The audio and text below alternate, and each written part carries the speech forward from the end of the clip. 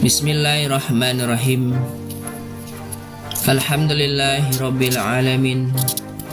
Allahumma sholli ala Sayyidina Muhammad wa ala ali Sayyidina Muhammad. Manusia adalah objek luar biasa yang membuat decak kagum. Bagaimana tidak? Asal muasal kita adalah dari air mani, kemudian berubah menjadi manusia yang bisa melihat, mendengar, berbicara, berlari, berpikir, dan berkreativitas. Bukankah hal ini adalah suatu fakta yang menakjubkan? Dahulu, ketika para filsuf Yunani sibuk mencari-cari dari mana asalnya sesuatu termasuk bumi, datanglah seorang yang bernama Sokrates. Kata Sokrates, "Pahamilah diri kalian sendiri sebelum kalian memahami yang lainnya." Apa maksudnya? Maksudnya ialah diri kita merupakan objek terdekat untuk mengenali alam raya ini. Diri kita merupakan jalan untuk mengenal alam semesta. Karena itu, kenalilah diri kita sebelum mengenal yang lainnya. Apabila kita mengamati dan merenungkan proses terciptanya manusia, maka kita pasti akan dibuat terheran-heran bagaimana setetes air mani bisa menjadi sebuah kehidupan, yaitu manusia. Sebagaimana diketahui, awal kehidupan manusia itu dimulai dari air mani. Air mani tersebut kemudian membuahi sel telur dan menjadi zigot. Zigot yang adalah segumpal darah ini kemudian membelah diri dan menempel di dinding rahim dan membentuk embrio atau segumpal daging. Lalu segumpal daging ini tumbuh dan berkembang. Dalam masa perkembangannya tersebut tumbuhlah tulang belulang. Kemudian secara bertahap terbentuklah sel-sel mata, saraf, dan sebagainya.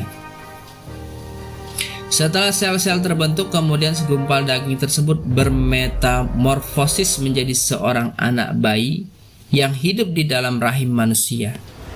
Bulan demi bulan dilalui oleh si calon bayi untuk memperoleh kesiapan hidup di dunia.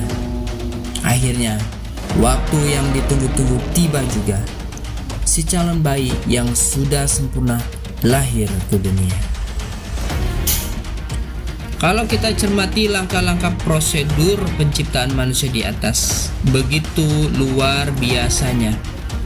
Bagaimana setetes air mani bisa berubah menjadi segumpal darah, segumpal daging kemudian memiliki tulang, kemudian lagi membentuk sel-sel saraf dan akhirnya menjadi manusia. Bagaimana setetes air mani itu bisa berubah-ubah bentuk? Bagaimana tahapan-tahapan perubahan tersebut begitu rapi dan sistematis? Bagaimana sel sperma begitu cerdas hingga memiliki kesadaran untuk melakukan pembuahan? Adakah ia melakukannya atas inisiatif sendiri? Serta yang paling penting, bagaimana setetes air mani tersebut bisa memiliki kehidupan? Apakah semua itu hanya proses kebetulan belaka?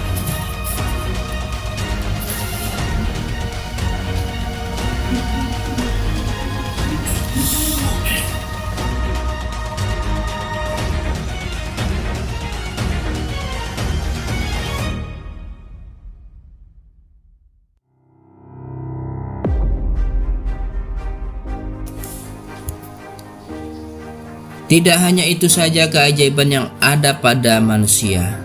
Sebagaimana diketahui, dalam tubuh manusia terdapat pembuluh darah, yaitu arteri dan vena. Nah, arteri dan vena ini jika dibentangkan dari ujung ke ujung, panjangnya bisa mencapai 100.000 km atau sama dengan 2,5 kali keliling dunia. Luar biasa bukan? Bagaimana pembuluh darah yang panjangnya sama dengan mengelilingi bumi bisa terdapat pada tubuh manusia? Adakah ia tercipta dengan sendirinya? Saya pernah membaca berita unik di surat kabar. yaitu tentang seorang anak yang memiliki kemampuan magnetis. Anak tersebut mampu membuat benda-benda logam seperti sendok, garpu menempel di tubuhnya. Menakjubkan, bukan? Secara logika hal itu tidak mungkin terjadi. Bagaimana mungkin tubuh manusia yang terbungkus kulit dan daging dapat menarik benda-benda logam? Sangat mustahil, bukan? Tapi disinilah letak kebesaran Tuhan. Memang secara logika hal itu mustahil terjadi. Tapi pernahkah Anda berpikir bagaimana diri Anda dapat berdiri di bumi? Atau ketika Anda melompat pasti Anda akan jatuh ke bawah? Kondisi ini akan berbalik jika Anda berada di luar angkasa atau di planet lain. Tubuh Anda pasti akan terbang dan melayang-layang, karena di sana tidak terdapat gaya berat. Berbeda dengan di bumi, manusia dapat menjejakkan tubuhnya dengan sangat stabil, karena adanya gaya berat bumi atau lebih dikenal dengan istilah gravitasi. Logikanya kalau tubuh manusia dapat menempel di bumi, ini menunjukkan bahwa di dalam tubuh manusia itu terdapat unsur magnetis dengan bumi. Padahal sebagaimana diketahui, bumi tempat kita berpijak ini bergerak sangat kencang atau berputar. Tapi kita tidak merasakan apapun dari berputarnya bumi tersebut. Siapakah yang membuat kita dapat menempel di bumi?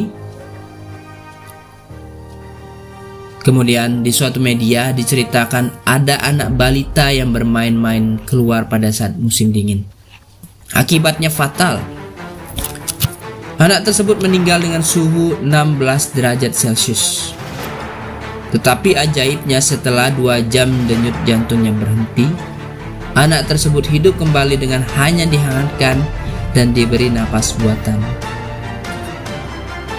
Saya menjadi teringat dengan kasus mati suri yang banyak terjadi di negeri ini. Mereka mengatakan rohnya itu pergi ke suatu tempat yang asing, dan karena belum waktunya mereka meninggal, mereka disuruh kembali dan hidup kembali. Tapi yang menjadi pertanyaan saya,